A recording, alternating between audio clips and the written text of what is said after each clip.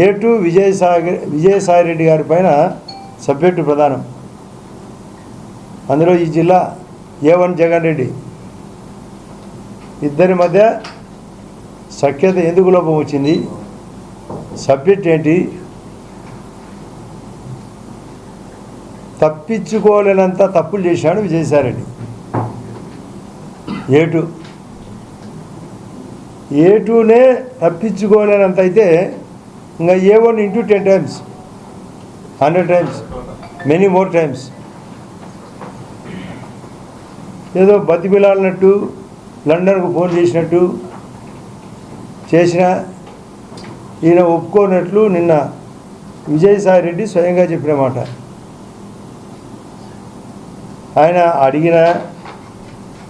ఆయన అడుక్కునే బెగ్గింగ్ ఈయన వినలేదు అని చెప్తున్నాడు. ఎందుకు అని అంటే నన్ను అడిగినారు ఎందుకు గాను వినిన్నాడు అంటే ఆయన పార్టీ అడుక్కుపోయింది, ఆయన అడుక్కునే అడుగు దశకు చేరింది, ఇంకా అడుగు దశలోకి చేరుతుంది అనేది ఆయన ఆలోచన. పాపాలు అనేకం చేసినారు, ఇది తప్పించుకోలేరు. నేను ఎప్పుడో చెప్పిన వేదం నా వాదంలో వైఎస్ఆర్ పార్టీ డైనోసార్ అని. నేను గతంలో ఇక్కడే ప్రెస్ మీట్లో చెప్పినా కూడా, అంతకుముందు చాలా చోట్ల చెప్పిన వైఎస్ఆర్ ఇక డైనోసార్, జగన్ సార్ బేకార్. ఆ జగన్ సార్ను నమ్ముకునే వాళ్ళందరూ బికారని. అదే జరుగుతుంది. వాళ్ళ వాదం ఆర్తనాదం. అసలు ఆయన అంటాడు 18 రోజులకే పోయి ఢిల్లీలో అసలు ఆంధ్రప్రదేశ్లో లా అండ్ ఆర్డర్ సరిగా లేదు, రాష్ట్రపతి పాలన అంటాడు. మొన్న పులివెందుల్లో 20 days బ్యాక్ పులివెందులకు వచ్చి ఒక డిఎస్పీ మురళీనాయకును, ఆయన మురళీనాయక్ గారిని నేను 2-3 నెలల్లో ప్రభుత్వం పడిపోతుంది, నేనే మళ్ళీ అధికారంలోకి వస్తా అని బెదిరించిపోయినట్టు పత్రికల్లో స్వయంగా వచ్చింది. నేను కూడా స్వయంగా డిఎస్పీ గారితో మాట్లాడితే అవును సార్ ఈ మాదిరి అంటున్నాడని చర్చకు వచ్చింది మా మంత్రుల దగ్గర, మా వాళ్ళ దగ్గర. ఏమంటే ఇంకా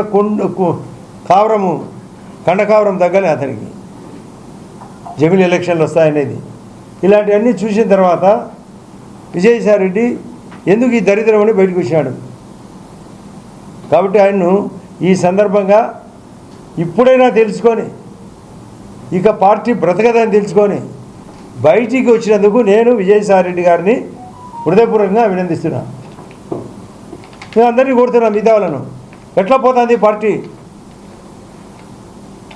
దరిద్రం నుంచి బయటికి రండి. ఆ దరిద్రం నుంచి ఈ రాష్ట్రం ఈ దేశం బాగుపడాలా, ఇలాంటి పార్టీ ఉండకూడదు.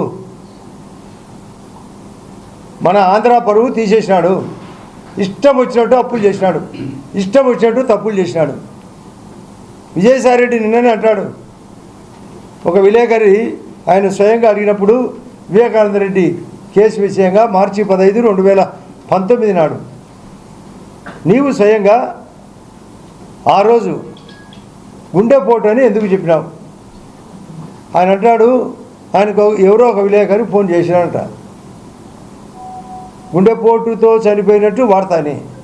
దాని క్లారిఫికేషన్లో భాగంగా విజయసాయి రెడ్డి అవినాష్ రెడ్డి గారికి ఫోన్ చేసినాడంట, ఎంపీ గారికి. ఆయన ఫోన్ నుంచి మరొకరు చెప్పినారంట గుండెపోటు అని, దాని కారణంగా చెప్పినాడు అన్నాడు. కానీ అవినాష్ రెడ్డి గారు అంటారు, నేను ఎక్కడో ప్రయాణం జమ్మనోడు పోయిపోతున్నా, నాకు మధ్యలో తెలిసి వచ్చింది అని. కానీ అవినాష్ రెడ్డికి ఫోన్ చేస్తే అవినాష్ రెడ్డి మనిషి చెప్పినట్టు చెప్తున్నాడు విజయసాయి రెడ్డి. అంటే అబద్ధం ఆడను అంటూ, ఆయన అబద్ధం ఆడే వ్యక్తి కాదు అవినాష్ రెడ్డి గారు. పాపం ఆ రోజు కడప ఎస్పీ గారికి, ఆ రోజు ఉండబడిన ఎస్పీ గారికి కూడా స్వయంగా అవినాష్ రెడ్డే ఫోన్ చేసి గుండెపోటు అని చెప్పడం, సాక్షి పేపర్లోనే గుండెపోటు అని రావడం, సాక్షి టీవీలో, పేపర్ కాదు టీవీలలో స్క్రోలింగ్ నేను స్వయంగా చూశాను, కాలం చూపించాను కూడా అన్ని టీవీలతో పాటు. కానీ ఈరోజు నాకు తెలిసి ఇక్కడ సాక్షి ఎప్పుడు ఉండదు, ఇప్పుడు కూడా లేదు, అది మామూలే, అది ఇప్పుడు మాయమైపోయింది, అది ఎప్పుడు ఉండదు, తప్పించుకోవడమే. అంటే ఈ విధమైన ప్రవర్తనతో విజయసాయిరెడ్డి గారు నిజం చెప్పాల్సిన అవసరం ఉంది కాబట్టి చెప్పినాడు కూడా నేను. అవినాష్ రెడ్డి ఏమో గుండెపోటు అని, కానీ గుండెపోటు అని చెప్పినాడు వాళ్ళ మనిషి ద్వారా అని. గతంలో ఒక సామెత ఉండేది, పలికేడు వాడు రామభద్రుడట, పలికించడు వాడు రాముడట అని. అంటే అవినాష్ రెడ్డి రాముడై రామభద్రుని ద్వారా విజయసాయిరెడ్డి గారికి చెప్పించాడు, అంటే గుండెపోటు అని. ఆ తర్వాత 1 గంట ప్రాంతంలో ఆ రోజు ఉంటే ఒకవైపు గోడలకు ఎక్కడంటే కింద ప్లస్ బాత్రూంలో కడుగుతా అంటే, ఒకవైపు కుట్లేస్తా అంటే, ఒకవైపు కట్లు కడతా అంటే, కనికట్లు చెప్తా అంటే, మధ్యలో మేము దూరి వైరస్ మాదిరి మేము పొడిచి చంపినామంట. నరికినామని, పొడిచినామని, నరికి షర్మిలా గారు చెప్పినట్లు నామినేషన్ ఆమె ఎంపీగా పోటీ చేసినప్పుడు మొన్న 8 నెలల కిందట కడపలో, ఇదే కడపలో సారికేమో చిన్నది, సార్కి అప్పకు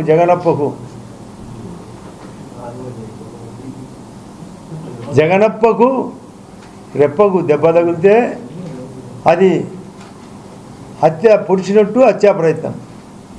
వాళ్ళ చిన్నాయన్ను స్వయంగా నరికి చెబితే మాత్రం గుండెపోటు. ఆమె స్వయంగా చెప్తుంది షర్మిలా గారే. మేము చెప్తున్నాం, ఏంది ఇది, ఎక్కడికి పోతుంది ప్రయాణం? ఈ రాష్ట్రం బాగుపడాలా కాబట్టి అందరినీ మళ్ళీ చెప్తున్నాం, మీ దరిద్రం నుంచి బయటకు రండి, ఆ దరిద్రుని వదలండి, రాజకీయాలు గుడ్ బై చెప్పండి, ఈ రాష్ట్రం బాగుపడాలా. వికసిత్ భారత్ కావాలా, మా మోడీ గారు చెప్పినట్లు వికసిత్ ఆంధ్రప్రదేశ్ కావాలా. 5వ స్థానంలో ఉంది. ఈరోజు గణతంత్ర దినోత్సవం సందర్భంగా చెప్తున్నాం, మరొక 2 ఇయర్స్ స్పాన్లో 3వ స్థానం రావాలా. 2047కు ప్రపంచంలోనే మొదటి స్థానం రావాలా. అది మా ఆశయం. దానికే ఇక్కడ ఈ ఆంధ్రప్రదేశ్లో ఎక్కడ లేని విధంగా మొన్న 18వ తేదీ నాడు వైజాగ్లో రైల్వే జోన్ ప్రకటన జరిగింది. అమిత్ షా గారు 19వ తేదీ విజయవాడకు వచ్చి మేము 3 అంతలు అభివృద్ధి చేసేదానికి సహాయపడుతున్నాం. అందులో భాగమే ఇక్కడ ఆంధ్రప్రదేశ్లో 50,000 కోట్లతో రైల్వేలు, 70,000 కోట్లతో రైల్వేలు, 50,000 కోట్లతో నేషనల్ హైవేలు. రైల్వే జోన్ విశాఖకు 11,400 స్టీల్ ఫ్యాక్టరీకి సాయం. కాబట్టి ఇటువంటి క్యారెక్టర్ విజయసాయిరెడ్డి గారితో పాటు ఇతనే అన్ని దానిలో దూరి గజ దొంగలుగా ఇద్దరు చేసిన పనులకే ఆయనకే ఈ పరిస్థితి బాగాలేదని తెలిసిన తర్వాత నాకు తెలిసి అందరూ అవాక్కైపోయినారని చెప్తారు, ఇంకా భయపడతారు, వణుకుతున్నారని. ఆయన లండన్ నుంచి దిగాలకు చాలామంది లండన్కి పోతారు. ఆయన ఇక్కడ వాళ్ళ పార్టీ అంతా అక్కడ లండన్కు, అంటే అండర్ గ్రౌండ్కి అందరూ వెళ్ళిపోవాల్సిందే. ఇది పరిస్థితి. ఎక్కడ ఏమి చేసేది లేదు. ఈ జిల్లా సర్వనాశనమైంది ఆయన వల్ల, ఈ రాష్ట్రం సర్వనాశనమైంది. మళ్ళీ నేనే వస్తా అనేది వచ్చా అని పులికథలు చెప్పి గతంలో ఏదో పశువుల కాపరి పులికథ అని చెప్పినట్టు పులికథ చెప్తుంటాడు. ఇక్కడేం చెల్లదు. ఇది డెమోక్రసీ. ఇది అందరూ నాణ్యతగా ఉన్నారు. పల్లెల్లో కూడా అందరికీ సెల్ ఫోన్ వచ్చింది. నేను ఇంతకుముందు చెప్పేవాని, ఓటర్లను ఫైల్ చేస్తే తను పాస్ అవుతాడు, ఓటర్లు పాస్ అయితే జగన్ రెడ్డి ఫైల్ అవుతాడని. ఓటర్లు ఫుల్ సక్సెస్ అయినారు. నాకు ఒకనాడు 4 నెలల కిందట హరీష్ రావు గారు, కేటీఆర్ అందరం ఒకే ప్రయాణం ఢిల్లీకి, నాతో పాటు మరొక 3 అడిగినారు వాళ్ళు, అలా అదన్నా ఏమి మీ జగన్ ఇట్లా దెబ్బతిన్నాడని. మీరు 90 తప్పులు చేసి మీకు 39 వచ్చినాయి, జగన్ సార్ 100 చేసి 11కు వచ్చినాయి. ఓటర్లు సుప్రీంకోర్టు జడ్జీల కంటే పవర్ఫుల్గా ఉన్నారు మనము అన్నాడు. మనమంతా మెజిస్ట్రేట్ కోర్టు దగ్గర అడ్వకేట్ల పరిస్థితి ఏమంది. ఇది నేను బాగుంది వాడుకోమంటే వాడుకో, మన పరిస్థితి ఇంతే. ఓటర్లే జడ్జీలు కనుక్కున్నారు జగన్ రెడ్డి యొక్క తతంగం అంతా. వాళ్ళు కనుక్కున్నారు 11కు పరిమితం. పోతూ మన లండన్కు, మీరు ఇంతకుముందు లండన్కు పోయినాడు పోలింగ్ తర్వాత, మీకు గుర్తుండాలా. ఆ రోజు అంటాడు 151 ఎమ్మెల్యేల కంటే ఎక్కువ. ఆ రోజు 22 ఎంపీలు వచ్చినాయి 2019లో. 22 కంటే ఎంపీలు ఎక్కువ.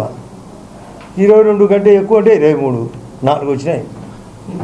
151 ఎక్కువ అంటే 151లో మధ్యలో 5 పోయింది, 11 వచ్చినాయి. చెప్పడమే రాసుకో శాంబా అని. అంతకుముందు సినిమాలు అనేది రాసుకోరా శాంబా అని. రాసుకునే వాళ్ళు రాసుకోవచ్చు ఎప్పుడైనా. ఇది ఆయన పరిస్థితి. ఎప్పుడు ఈ వ్యవస్థ బాగుపడేది?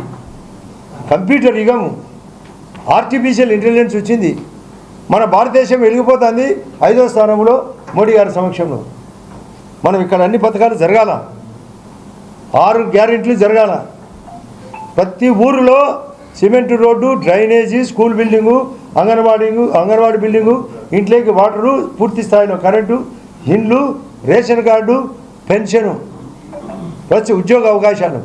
దాన్ని దృష్టిలో పెట్టుకొని మోడీ గారు ఎన్నో పథకాలు, సంక్షేమ పథకాలు, పిఎం ఈజీ పని, ముద్రా లోన్ అని, జన్ధన్ ఖాతా అని, ఉజ్వల గ్యాస్ పథకం అని, సూర్యఘర్ అని, విశ్వకర్మ అని, నేషనల్ లైఫ్ స్టాక్ మిషన్ అని, స్వనిధి అని కావాల్సినంత నిధులకు సాయం చేస్తామని ప్రకటన జరిగింది.